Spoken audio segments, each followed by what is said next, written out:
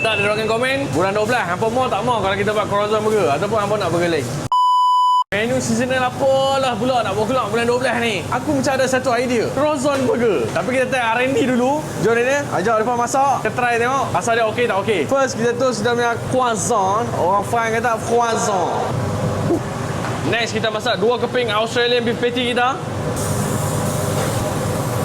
Look at our croissant. Ooh la la. Beautiful. Kita try rasa tengok macam mana nak pergi burger croissant. Kita try dulu. Our Australian beef patty kita ready to flip. Oh, keras ni yang kita nak ni. 2 keping cheese slice. Let's go, kita angkat dah. Okay, that. First kita letak roti croissant bahagian bawah. Next salad dan juga tomato. Tomato kita letak 2 keping di sini. Next kita letak 2 keping Australian beef patty tadi. Belum siap lagi. Kita try letak our Big Mac sauce yang ada rasa lemak-lemak tinggi. Kita try rasa tengok dia ngam ke tak ngam.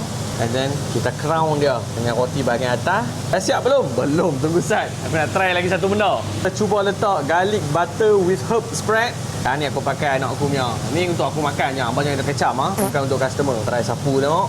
Kita bagi dia shining, bagi ada rasa butter-butter sikit. Croissant ni dah cukup dengan butter. Tambah yang ni, kita tengok jadi macam mana.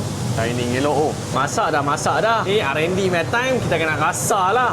Oh, croissant burger baik. Bismillah. Oh my god. Very buttery baik. Oh my god, man. Letak di ruangan komen bulan 12 hampa mau tak mau kalau kita buat croissant burger ataupun hampa nak burger lain.